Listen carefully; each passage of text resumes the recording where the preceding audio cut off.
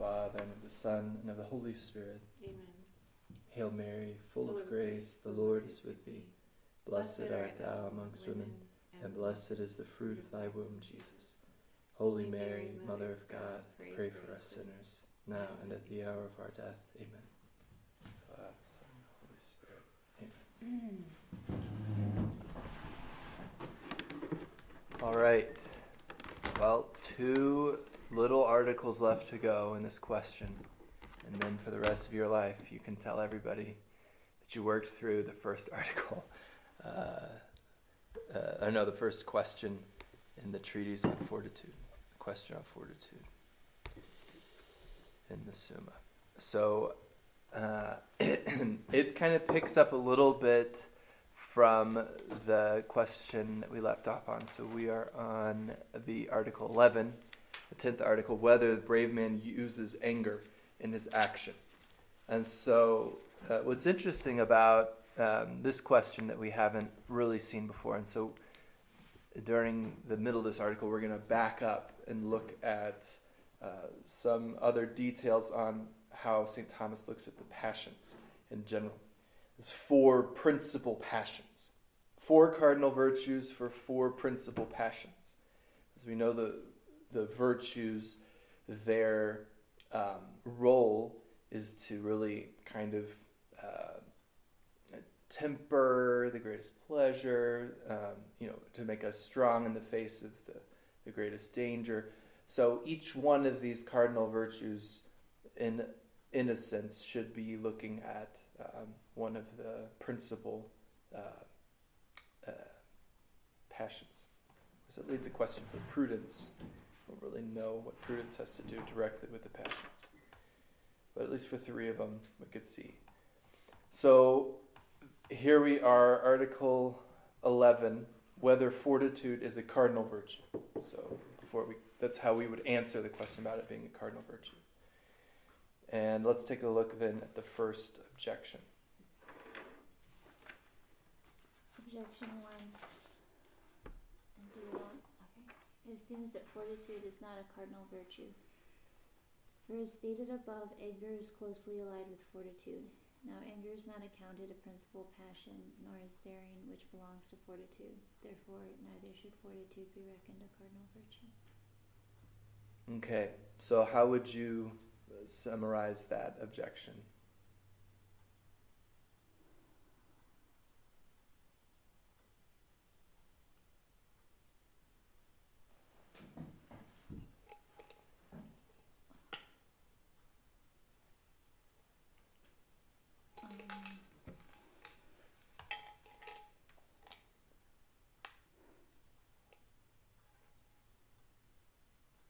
That fortitude doesn't have to do with a principal passion.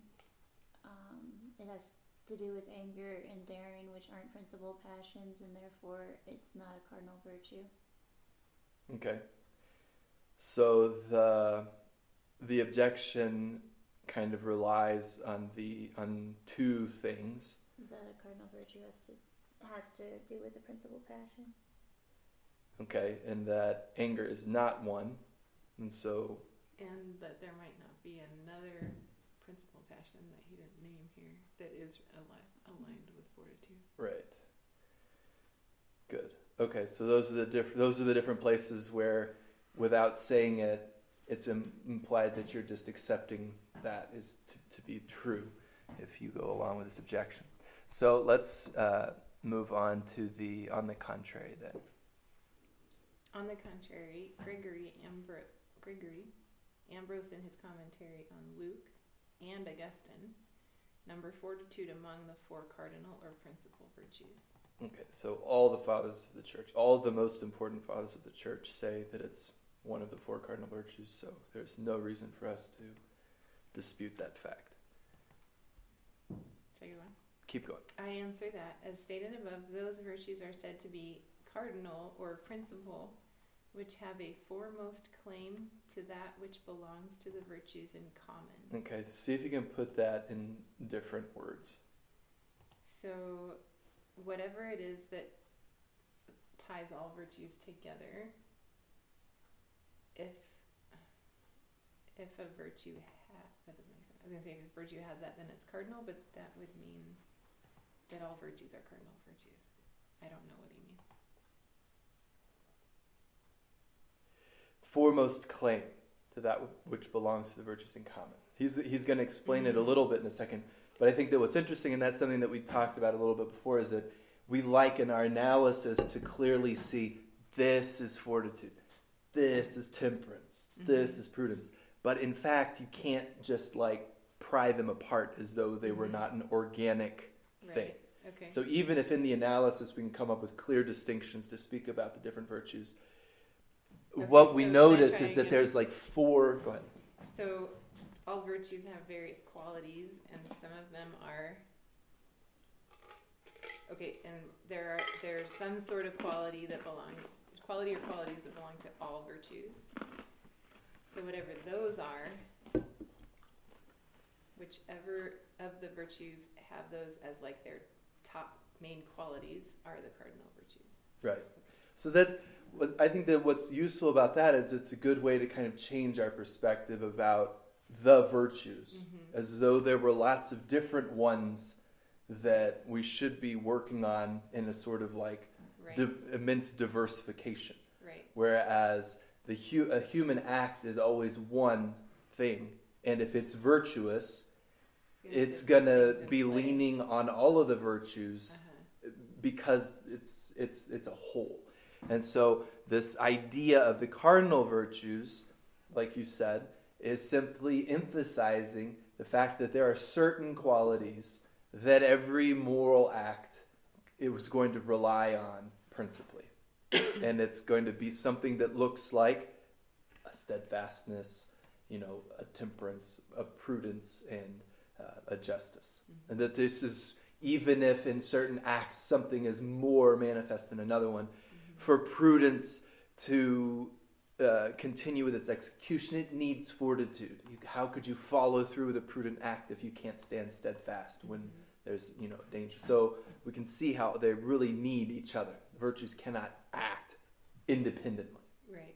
And so that's a good kind of lead in to understanding this idea of the passions and how they align or don't align with the virtues. Keep going. Okay. And among other conditions of virtue in general, sorry, give me a second.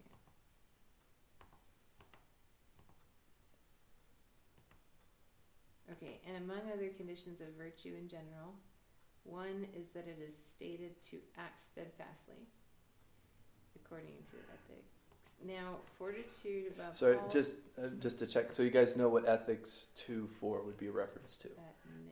Right. Yeah. Ethics. Now, fortitude above all lays claim to praise for steadfastness,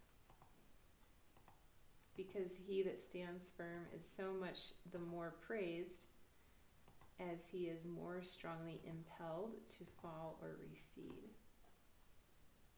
Now, man is impelled to recede from that which is in accordance with reason, both by the pleasing good and the displeasing evil. But bodily pain impels him more strongly than pleasure. I think that's an important point. He's going to give us a quote from Augustine that reinforces it. But that's a pretty important thing. And I think that probably if you're doing education, that's an important thing to remember, that as great as rewards might be, punishments are even more effective, so to speak, in getting people's attention. I'm not saying that's right or wrong, sure. But getting away from pain is even more important for us than going towards pleasure. So let's read this. Initially, yeah, right. Well, and this is what Augustine is going to say. He gives an interesting example. There is none that does not shun pain more than he desires pleasure. For we perceive that even the most untamed beasts are deterred from the greatest pleasures by the fear of pain. For example, so a delicious looking slice of antelope, but a precarious cliff that I might fall off if I try to get it. It's interesting. You see I saw these animals, like there's these kind of mountain goats, and they live and they climb up and they got these hooves and they're somehow climbing up these extremely dangerous, like, and the rocks are like sliding as they're like climbing up the side of it. And it's really a defense against predators, because predators won't try to go up the thing because Right. there's no way they could manage it, or if they got up high enough, they'd still probably fall. So even if it's like ripe for the taking, it's too dangerous. So the danger outweighs the satisfaction or the pleasure of getting the... Yeah. And among the pains of the mind and dangers, those are most feared. Sorry. And among the pains of the mind and dangers, those are mostly feared which lead to death, and it is against them that the brave man stands firm. Therefore, fortitude is a cardinal virtue. Okay, so how did he prove that fortitude is a cardinal virtue? Well, I didn't follow it. I'd have to read it again. Okay. So Savannah knows. Feel free to jump in, Savannah. Savannah, did you follow how his reasoning led him to conclude that fortitude is a cardinal virtue?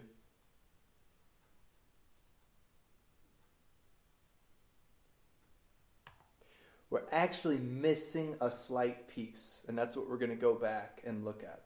What are the four principal passions? Are you asking that because those would be the things that all virtues have in common, and that show up foremost in the cardinal virtues? So he says, among the pains of the mind and dangers, those are mostly feared, which lead to death, and it is against them that the brave man stands firm. Therefore, fortitude is a cardinal virtue. So it's because of fear being a principal passion that St. Thomas concludes that fortitude is therefore a cardinal virtue, because it can stand against fear, the greatest fear, the fear of death. Okay, but you're saying that he didn't specifically say in here that fear is a principal passion, but it's in another place. It's like we're going to actually look at that just because it's an interesting piece of this argumentation, and we'll get to that in the reply, because I think the reply sends us back there. So is that pretty clear? I don't think that's too hard to grasp. Let's go back and look at these objections. So objection 1, we'll reread it real quick. It seems that fortitude is not a cardinal virtue, for as stated above, anger is closely allied with fortitude. Now anger is not accounted a principal passion, nor is daring, which belongs to fortitude. Therefore, neither should fortitude be reckoned a cardinal virtue. Now, if you were to respond to this objection, what would you say? That fortitude does deal chiefly with allowing you to combat fear, to stand against fear, and that is a principal passion. Okay, so even if anger is involved, and also daring, which we saw earlier, both of those passions are, fortitude uses anger, and fortitude also mitigates daring. But principally and most importantly, fortitude deals with the passion of fear. And, as we will see in just a moment, fear is one of those principal passions. So let's look at the reply that he has. Daring and anger do not cooperate with fortitude in its active endurance, wherein its steadfastness is chiefly commended. For it is by that act that the brave man curbs fear, which is a principal passion, as stated above. Okay, so we're going to just jump over there. So that's real quick question part. The second part of the first part, question 25, Article 4. And in the body of that article, it says the question of that article is whether these are the four principal passions: joy, sadness, hope, and fear.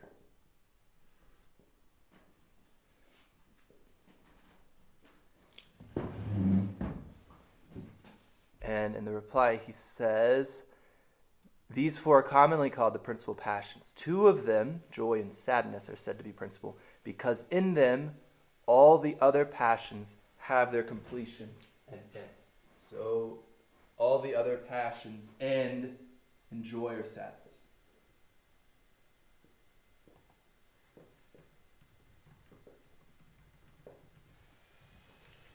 So they are principal because in the end, the other passions will lead to them. Joy when united with the good, sadness when it falls through, doesn't happen. No unity with the good. Wherefore they arise from all the other passions as stated in Ethics to chapter 5.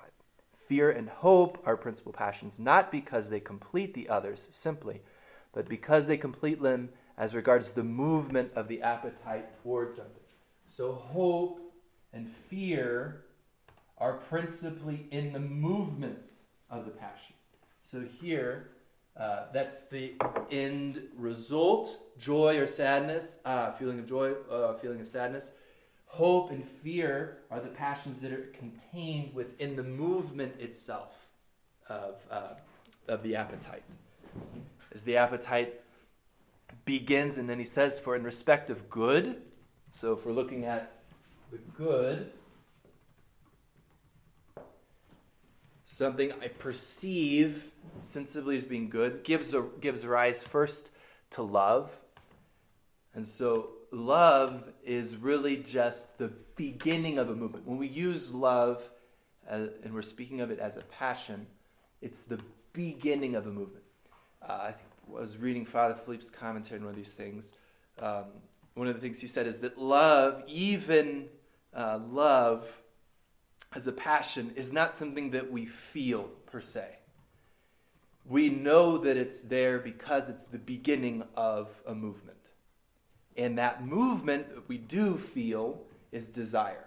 So we use the word love a little bit to cover that feeling that we have, which is desire. Whereas in this analysis of the movements of the passion, the first tick, so to speak, of a beginning of a movement towards the good is love, though we don't feel that. But what we do feel is this forward movement towards the good, this inner movement that begins to produce all the other movements towards the good, and that we call desire.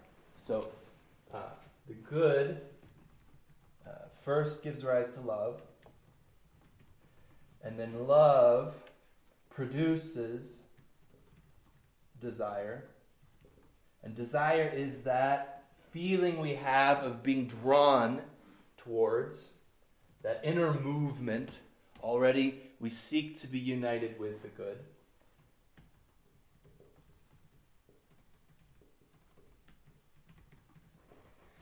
And then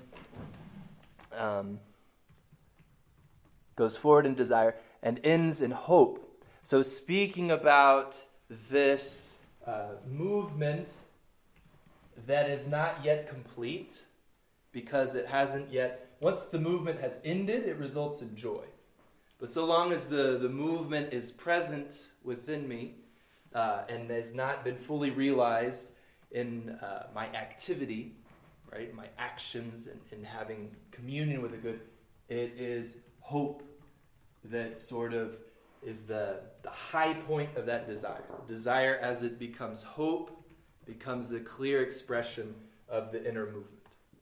Desire, before it becomes hope, is a less clear inner movement. Ends in hope. With respect to evil, so this is for what's good, there's that movement of hope. And then for what's evil, we have fear. So it begins in hatred. So hatred is not something that you feel. Hatred is that first sense, that first reaction, just like love, the analog to love, is that first movement of flight, of moving away from, of tick the opposite direction. Hatred goes on to aversion and ends in fear.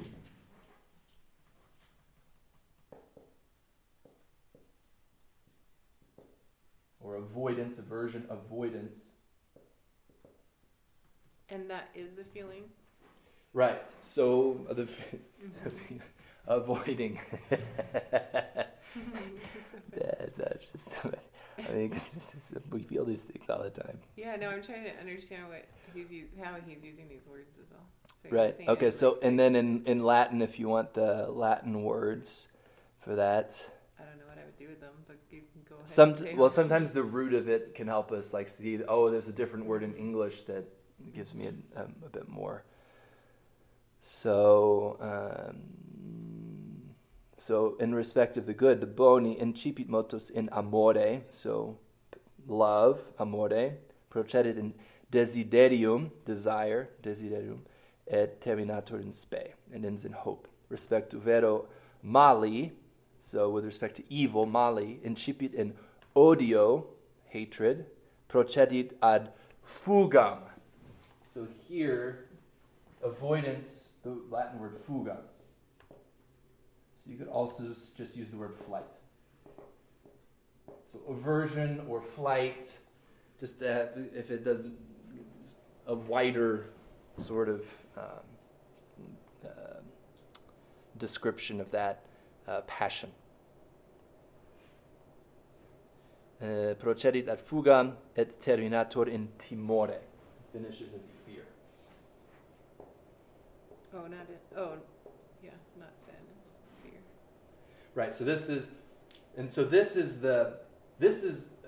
these are the passions that principally describe union, or like definitive non-union. Mm-hmm. Sadness is it's over. Mm-hmm. Yeah, got it. Joy, it's here. Yeah. Hope and fear have to do still with something that hasn't happened yet, but it describes the inner movement that's taking place. Mm-hmm. And this is the principal descriptions of that. Okay. Hence, it is customary to distinguish these four passions in relation to the present and the future. For movement regards the future, while rest is in something present. So that joy relates to present good, sadness relates to present evil, hope regards future good, and fear future evil. So here we've got present good,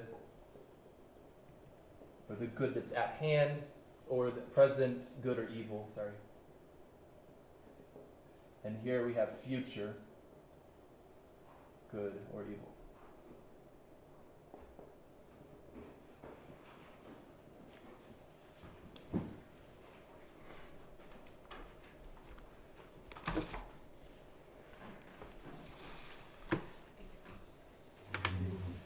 So that should help us understand a little bit the arguments that have to do with the principal passions and the cardinal virtues. Let's look at objection 2. Objection 2. Further, the object of virtue is good, but the direct object of fortitude is not good, but evil. For it is endurance of evil and toil, as Tully says.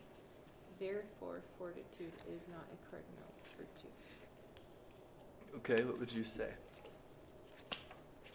I don't think that the object of fortitude is evil.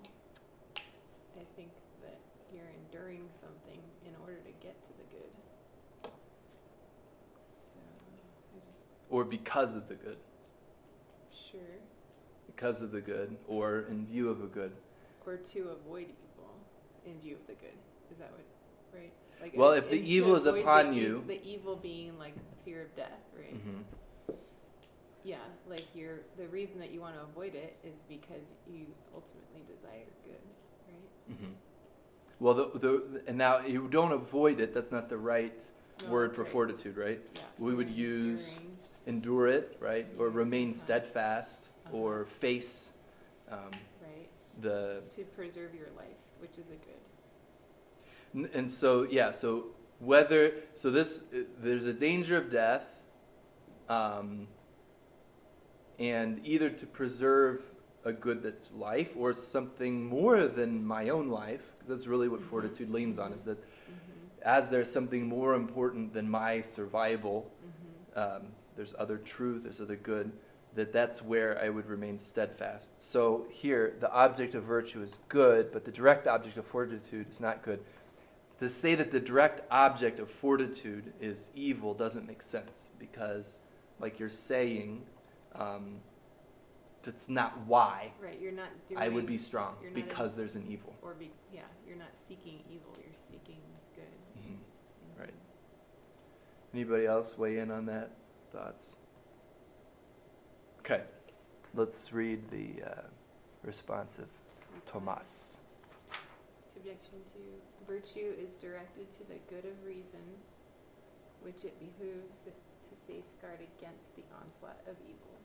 And fortitude is directed to evils of the body as contraries, which it withstands, and to the good of reason as the end, which it intends to safeguard.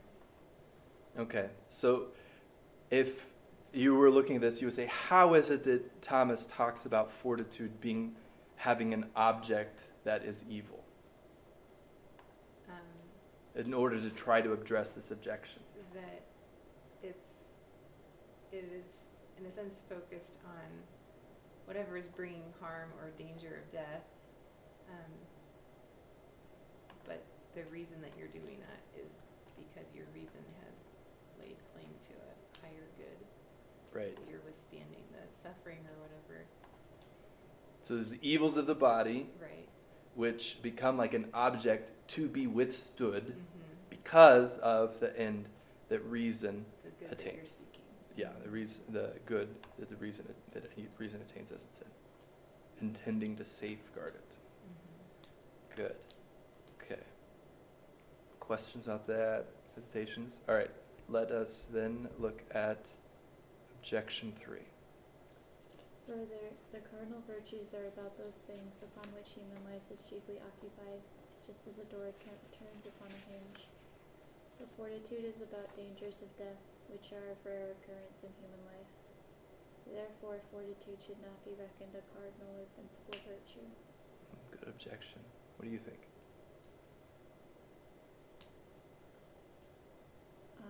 Well, everyone experiences death, so it does still seem to me to be kind of a hinge of human life.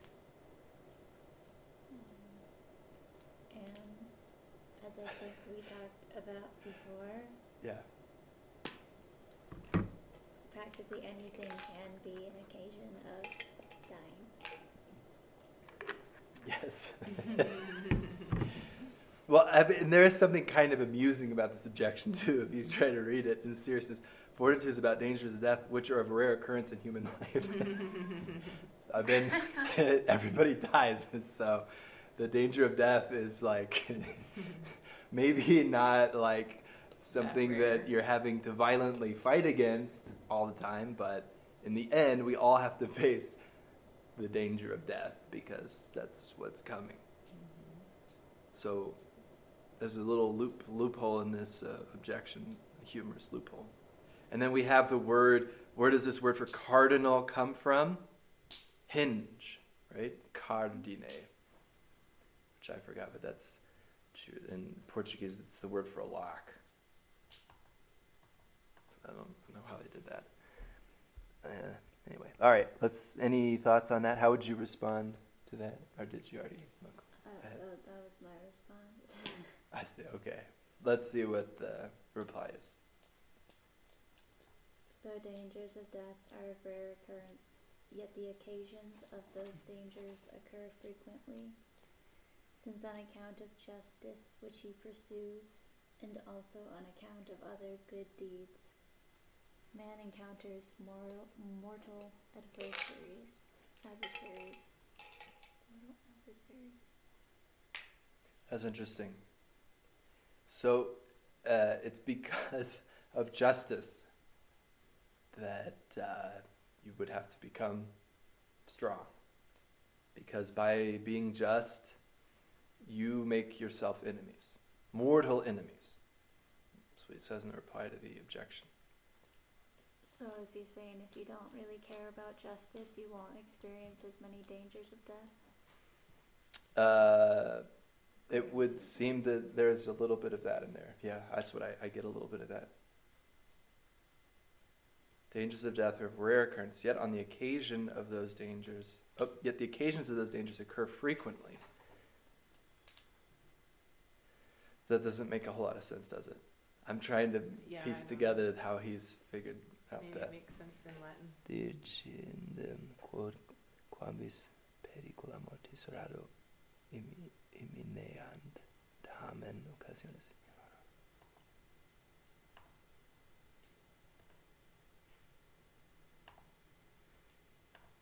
Do you think It says, though, in Latin it's more like, though occasions of death are rarely imminent, Yeah. On the same time, these dangerous occasions occur frequently. Well, here's my take. Though they're rarely imminent, they do occur frequently. Well, because he talks about justice, then do you think this is what he means is, you know how we talk about occasions of sin, like you don't want to put yourself in the occasion of sin, right? Where the sin is not necessarily imminent, but you don't even want to put yourself in a situation where it's pretty likely that that could happen. Maybe that's what he's talking about. Like, yeah, the dangers of death where you're like, got a knife to your throat isn't that often, but just by being a just person, he said, it sounds like he's saying like, you've got people like eyeing you down all the time. Like, I want to take you there. Sure. Look at Jesus' life, right? How many times was he in imminent danger of death? And how often was he, in fact, really in danger of death? Yeah, But it wasn't imminently the case until the very end, really. And he had a few narrow escapes here and there. But he was being pursued. He was being, sought to take him down. So those dangers of death are of rare, and there it's not really rare occurrences, are rarely imminent. The occasions of those dangers occur frequently. So what could give rise to those dangers occur frequently. And what could give rise to those dangers are having an attitude that's just. So if you are just on more occasions, then you would have more frequently these dangers of death, according to St. Thomas. On account of other good deeds, man encounters mortal adversaries. Ooh. Interesting. I mean, it seems like that would be true for someone who is really unjust too, though. Like someone who is perpetuating evil in a significant way would also make a lot of mortal enemies. It would seem that way. And it's funny, I mean, maybe there's a perspective here that of faith. I think that there might be more of a perspective of faith here. Look at how often in the Scripture the psalmist laments the fact that the unjust are constantly getting the best and are constantly getting away with everything, and the just man is constantly being treated horribly and all the bad things are happening to him. Maybe the reason Thomas puts this in there is something more to do with a perspective of faith than one that comes directly from experience. I mean, because it's true, it's hard to, like you're saying, I mean, yeah, if you're a criminal, then people are hunting you down. So,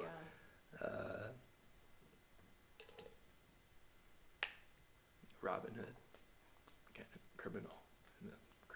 Indeed. Was he a criminal? Was Robin Hood a criminal? Another question. Discussion group Whether Robin Hood question. was a criminal. Sed dicitur. Okay. Why not do 12th article, and then we'll take next Monday off if we get through Article 12 here. This is the last one in the question of fortitude. Whether fortitude excels among all other virtues. You want to read it? It seems that fortitude excels among all other virtues, for Ambrose says, fortitude is higher, so to speak, than the rest. So, what is this argument relying on? Or that objection relying on?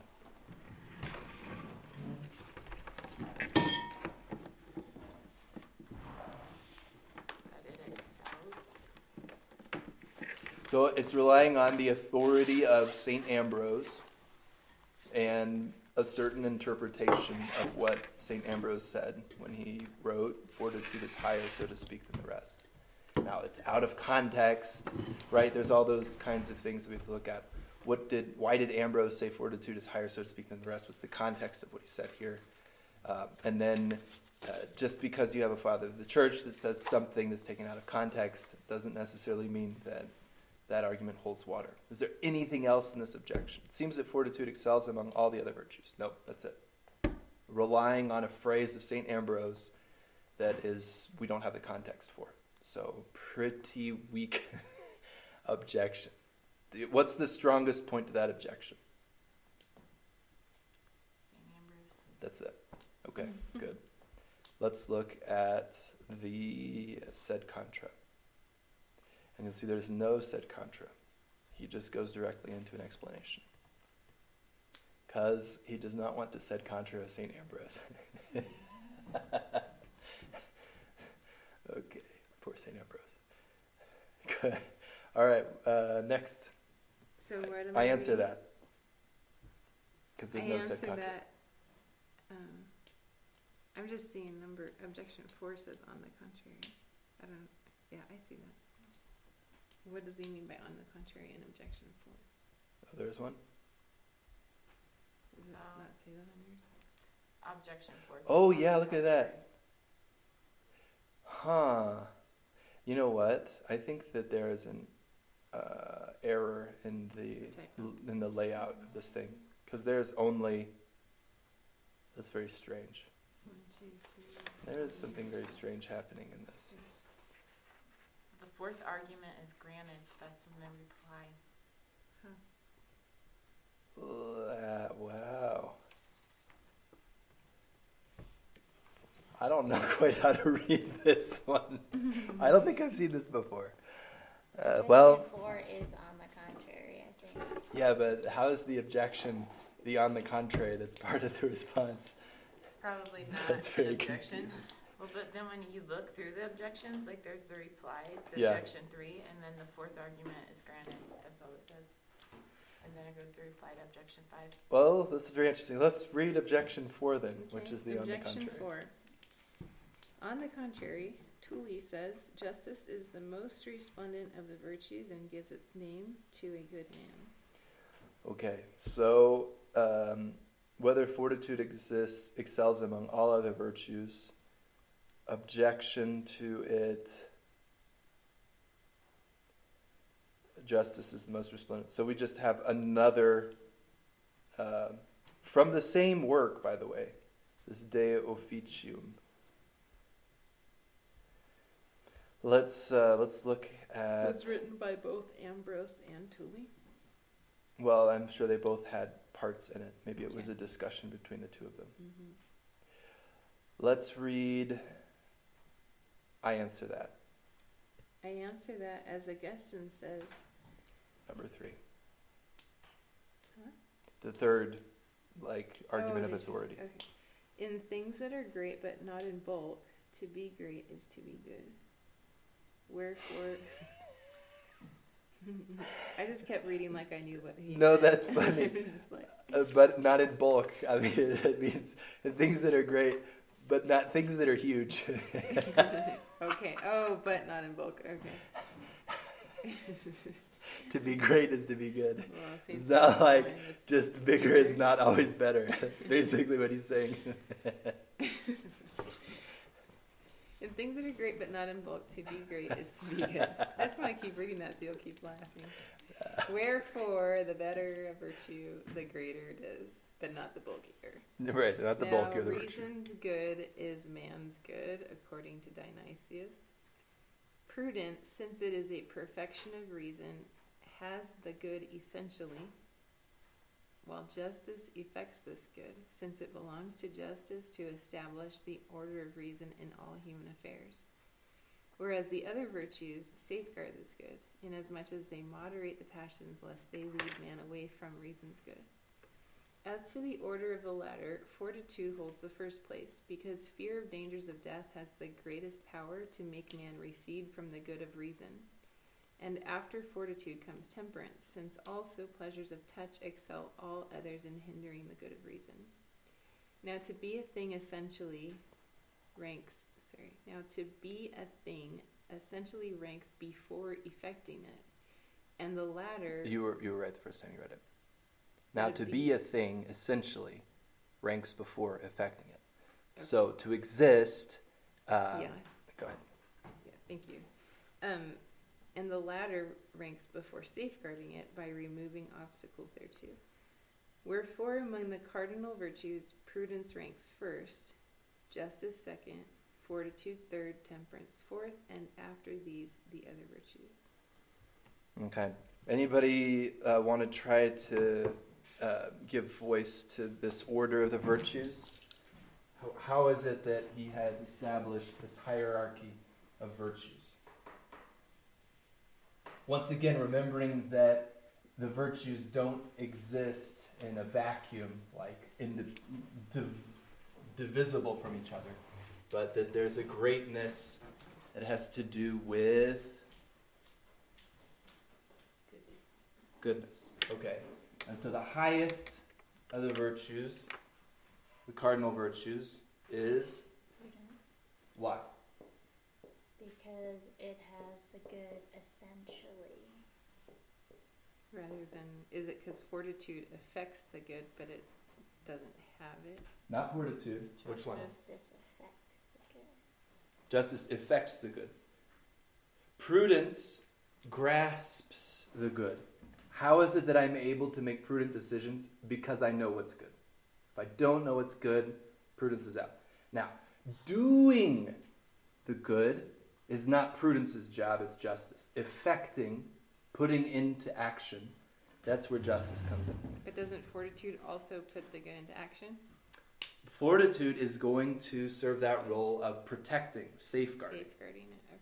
So we've got this one has the good. And the latter ranks before safeguarding. Essentially. Okay. And this is why prudence is, we call it a moral virtue, but it really is also an intellectual virtue. Prudence, the most important thing that prudence does is grasp the good. And that, like, I'm in connection to the good, I'm united to the good by prudence. Prudence unites me with what's good. And because I'm united to the good, I can see clearly what should be done. If I'm not united to the good, I can't see clearly what ought to be done. So prudence has that role of uniting with the good.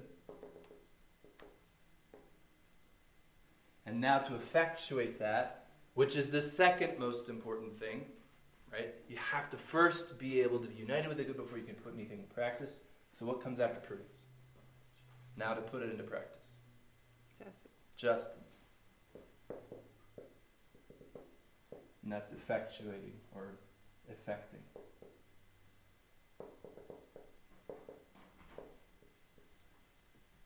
In action.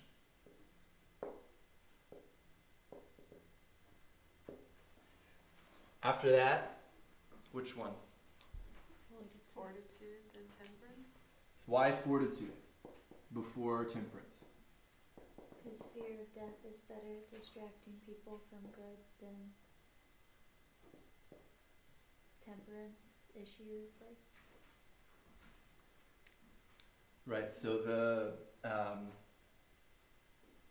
Because is it that they both fortitude and temperance safeguard the good, but fortitude is safeguarding you against these passions that are against a lot which passion? stronger. The principal passion. Which one? The Which ones principal that need passion?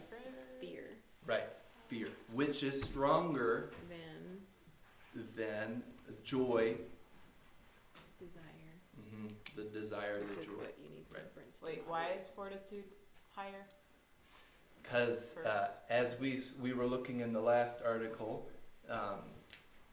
fortitude higher than temperance. It's with an O or an E. E. Because fortitude is against it gives you that steadfastness against the greatest fear.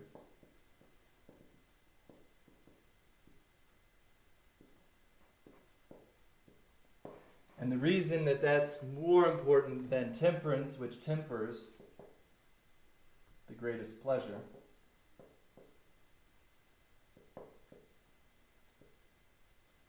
is because, and that was the quote we had from St. Augustine, in the animal world we even see that beasts will not go after something that would bring them great pleasure if a danger imposes itself.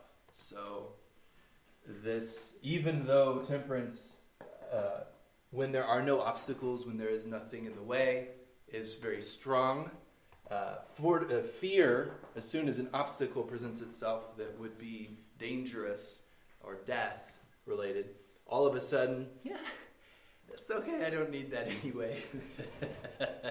And there's no virtue in that.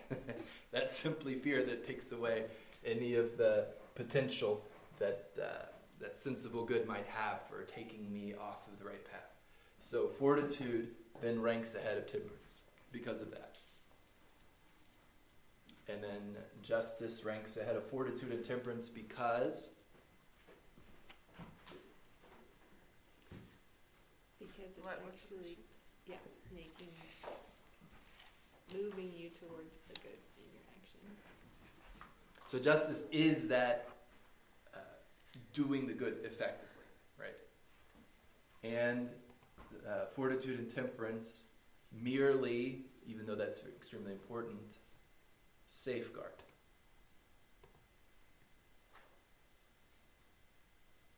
One, on this side, it's so that what is outside does not cause me to move away from my end. And then here, that what is outside doesn't cause me to move towards something that is not my end. So this would be a movement towards a good that's not my end. A passion, movement towards a sensible good that's not an end.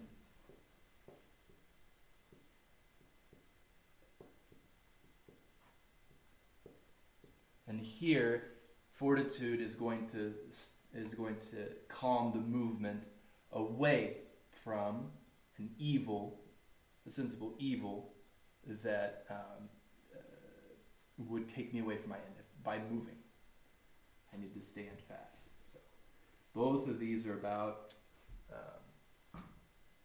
quenching these movements.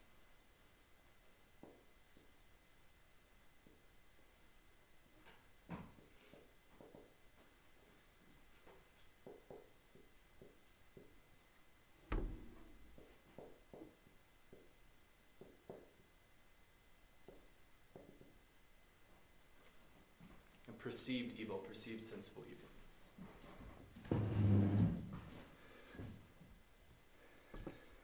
Okay, let's try to understand how we're going to deal with these objections and replies. So objection 1, it seems that fortitude excels among all other virtues because Ambrose says so. Well, what's the reply to that objection? Who's our next reader? Ambrose places fortitude before the other virtues in respect of a certain general utility, inasmuch as it is useful both in warfare and in matters relating to civil or home life. Hence he begins by saying, now we come to treat of fortitude, which being higher, so to speak, than the others, is applicable both to warlike and to civil matters.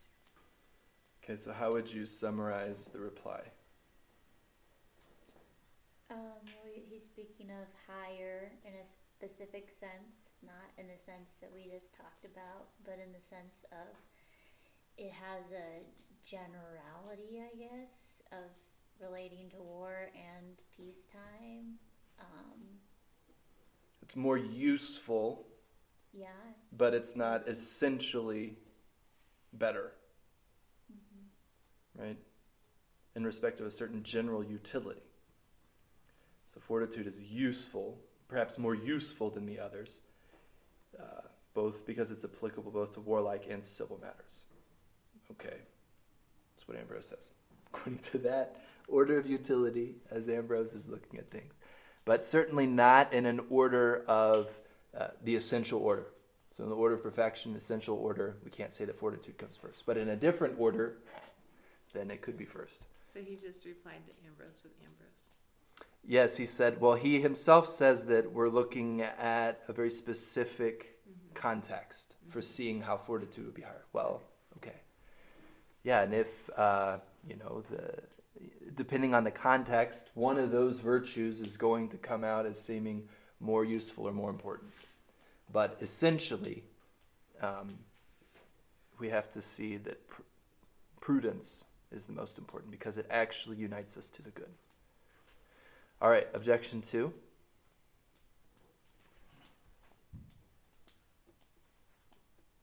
Barry, you want to jump in there? Okay. Further, virtue is about that which is difficult and good, but fortitude is about most difficult things. Therefore, it is the greatest of virtues. The most difficult things. What did It was you missing say? the word. Well, it's missing a word. The. Okay. It might be a little problem with the Fortitude is redaction of this text. Ergo est maxima virtutum. So it's the highest of the virtues. Because it's about the most difficult things, it is the greatest of the virtues. What would you say about that objection? Do you see a compelling argument there? Do you see a weak argument? Do you have a response? What would be something you would say about that objection?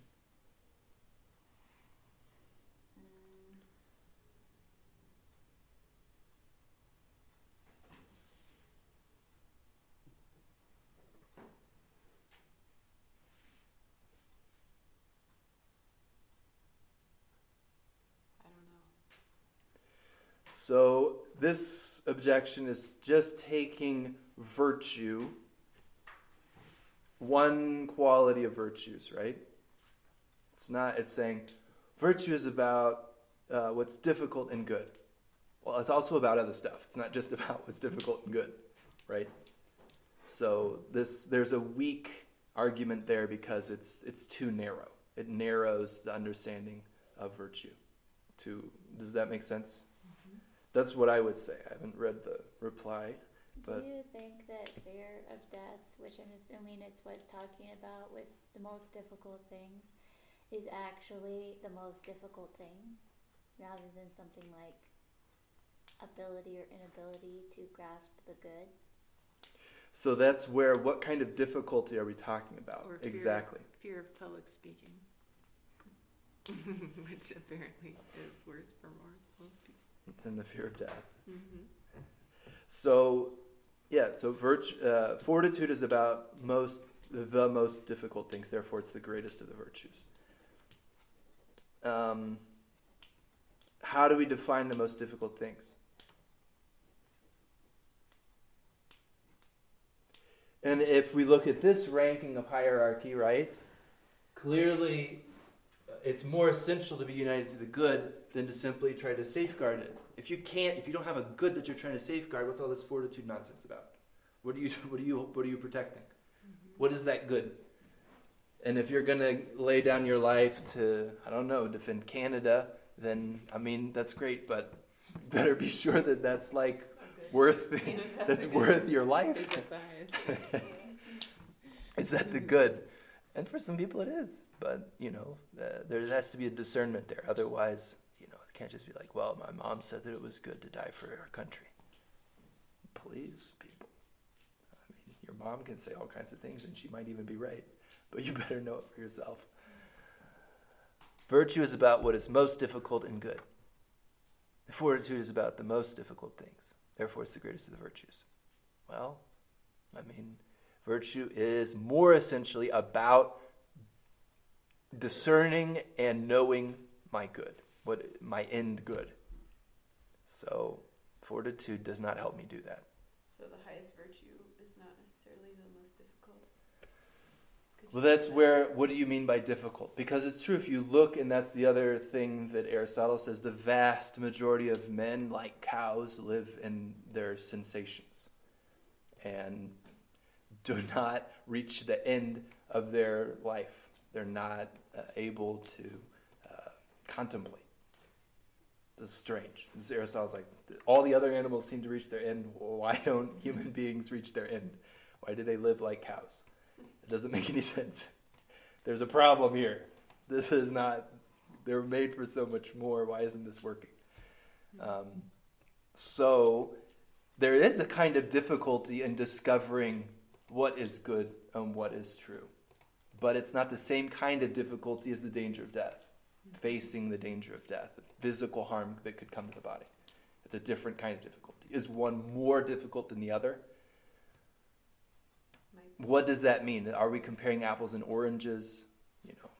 I don't know. But that's a good question. How would you compare those difficulties? One is more spiritual and the other is more physical. This fortitude, it's mental strength to endure physical harm, or the potential for physical harm. Is fortitude ever about spiritual harm? Enduring spiritual harm? It can't be. Fortitude doesn't allow spiritual harm to happen. It can't, if it's truly fortitude, because then you would be deviating from your end.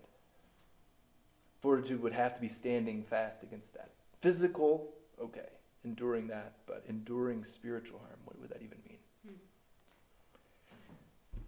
Those are just questions, so more questions than answers sometimes, that's all right. Let's look at his reply to objection 2. Is that still me? Yes. Virtue essentially regards the good rather than the difficult. Hence, the greatness of a virtue is measured according to its goodness rather than its difficulty. Okay. So try to sum up that argument. That's this whole piece that we did here. I think it's pretty self-explanatory, but virtue is not about difficulty, it's about the highest good. It's essentially about, which means that virtue can't be virtue unless it sees what's good. Okay. If virtue sees other things, or does other things, but essentially virtue has to see the good. And whether it sees the difficult or deals with the difficult or not is secondary. Because if virtue doesn't see the good, it's not virtue. And then, hence, the greatness of a virtue is measured according to its goodness rather than according to its difficulty.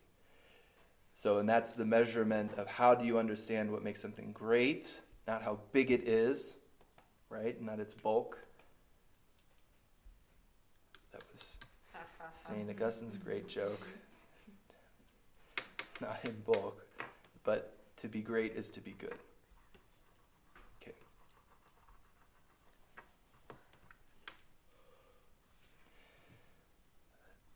Let's look at objection 3 then. Further, the person of a man is more excellent than his possessions, but fortitude is about a man's person, for it is this that a man exposes to the danger of death for the good of virtue. Whereas justice and the other moral virtues are about other and external things, therefore fortitude is the chief of the moral virtues.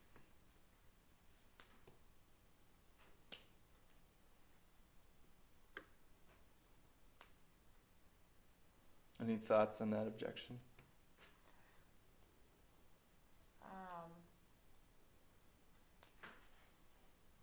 It's just assuming that you yourself are the highest good. That would then make fortitude the highest virtue, since you're protecting it.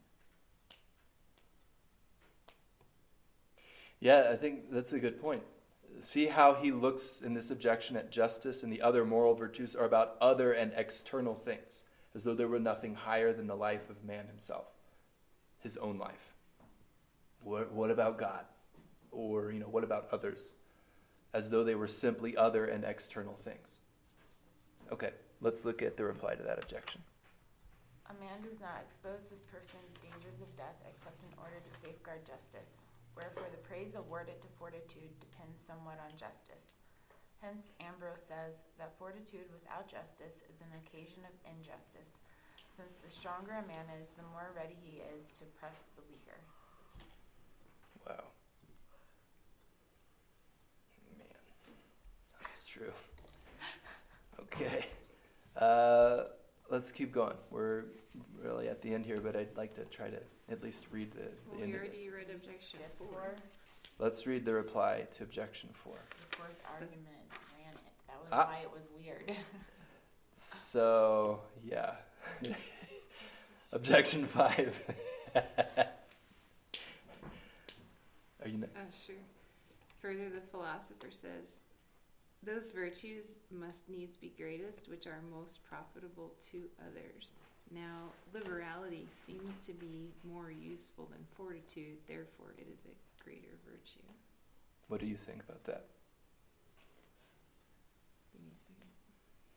That seems to be a part of on the contrary to me. Really?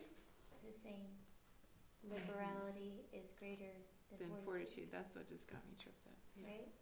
I think you're right, Savannah.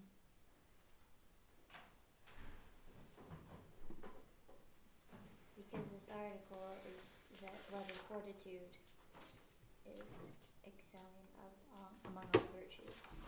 It seems like what happens in this article is the objections go from one side to the other, but without actually getting the point of the essence of virtue. Liberality seems to be more useful than fortitude. We're still arguing about which is the higher virtue based on here utility. Well, lest we say things that are not true, why don't we see what St. Thomas says about objection 5. Liberality is useful in conferring certain particular favors, whereas a certain general utility attaches to fortitude, since it safeguards the whole order of justice. Hence the philosopher says that just and brave men are most beloved, because they are most useful in war and peace.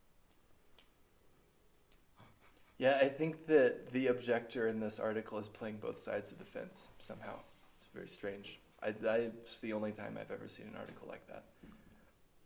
So, anyway, well, we got through question 123 Your team. on fortitude. Great. Let's pray.